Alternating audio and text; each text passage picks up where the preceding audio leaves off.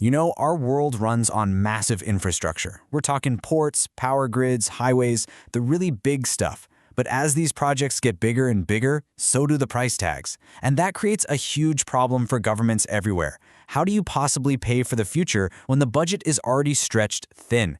All right, let's get into it. That keeps finance ministers staring at the ceiling at 3 a.m. The need for new, modern infrastructure never stops, but the public purse, well, it definitely has a limit. So what do?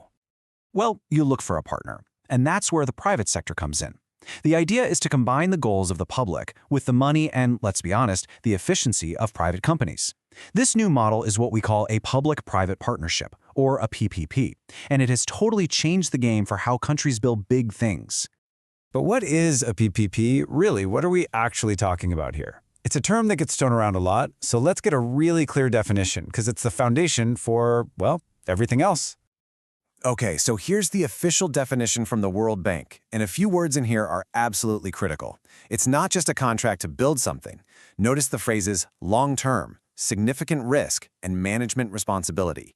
This means the private company isn't just a contractor they hire and then say goodbye to. No, they're a true partner in the venture, sharing the risks and the responsibilities for a very, very long time. And when we say long-term, we mean it. We're talking about relationships that can last 20, 30, even 50 years. These deals are literally building the airports, roads, and power plants our kids and grandkids are going to be using.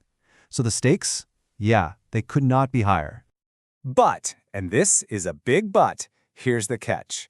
Whenever you're dealing with billion-dollar projects and timelines that span generations, things can get complicated fast. Without a really solid foundation, these amazing partnerships can go off the rails in a big way. I love this analogy because it just hits the nail on the head. Imagine a championship game with no rules. It would be chaos, right? That's what a PPP is like without a strong legal framework. That framework is the rule book. It tells everyone involved, the government, the investors, you, me, the public, exactly how the game is played. It's all about fairness and predictability. So, at the end of the day, this rule book does three incredibly important things. For investors, it gives them the confidence to put their money on the table. For the public, it makes sure the whole process is open and transparent. And maybe most importantly, it protects the public interest, making sure these projects actually deliver real value to citizens. So, does this whole rulebook idea actually work in the real world? Oh, absolutely. And for proof, we just have to look at South Korea. For years, they were doing PPPs, but it wasn't until they sat down and created a really clear, solid legal framework that things really exploded. By putting those rules of the game in place, they basically sent a giant flare up into the sky for the global market that said, we're open for business and we're serious. The result? A massive, and I mean massive, surge in private investment for their infrastructure. It's the perfect case study for how a good blueprint can unlock billions. Okay, so we've established that the framework, the rule book, is absolutely essential. But what's actually in it? What are the pieces that make this whole blueprint work? It really boils down to two main pillars. Simple as that. First, you need the right players on the field. We'll call them the key institutions. And second, you need a very clear playbook that shows how the game is run. Those are the clear processes. Let's start with the players. So on the government side, you basically have three key players. You've got the Ministry of Finance. Think of them as the ultimate gatekeeper, making sure the country can actually afford the project. Then there's the contracting authority, like the Ministry of Transport for a new highway. They're the ones on the ground managing the project. And then you have the secret weapon, a specialized PPP unit. This PPP unit is so important. It's like the central brain for the entire system. These are the experts who provide technical help, who ensure quality control, and who standardize contracts so you're not reinventing the wheel every single time. And crucially, they correct all the lessons learned so the whole system gets smarter with every single project. Okay, so that covers the who. That's pillar one. Now for pillar two, the process itself. How does a project go from just an idea on a whiteboard to an actual physical piece of infrastructure? Well, it's a carefully designed four-step journey. Step one is the appraisal. This is where projects get a super tough screening to make sure they're even a good idea. Step two is pre-qualification, where you basically vet all the interested companies to weed out anyone who isn't up to snuff. Step three is the actual bidding, where the qualified companies submit their best offers. And finally, step four is the contract award, where a winner is chosen based on clear rules that everyone knew from the very beginning.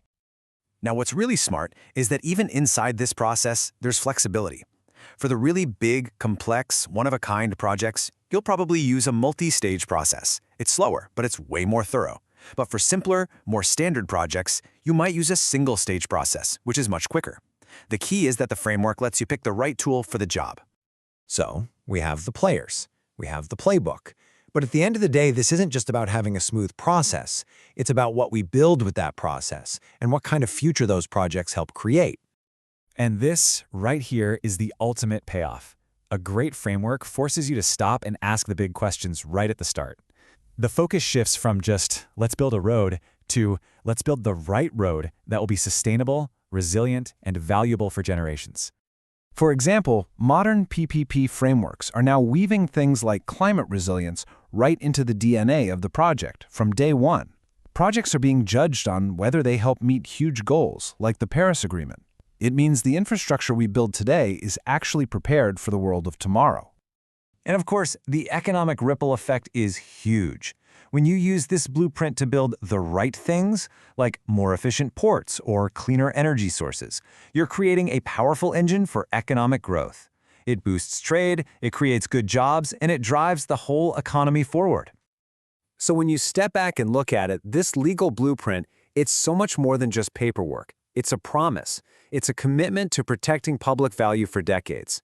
From the very first idea all the way to managing that asset 30 years down the line, every step is designed to make sure society gets the best possible deal.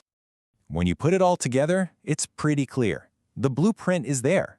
We have the tools to build smarter, more resilient, and more valuable infrastructure. So the only real question left is the one right here. What kind of future are we going to choose to build with it?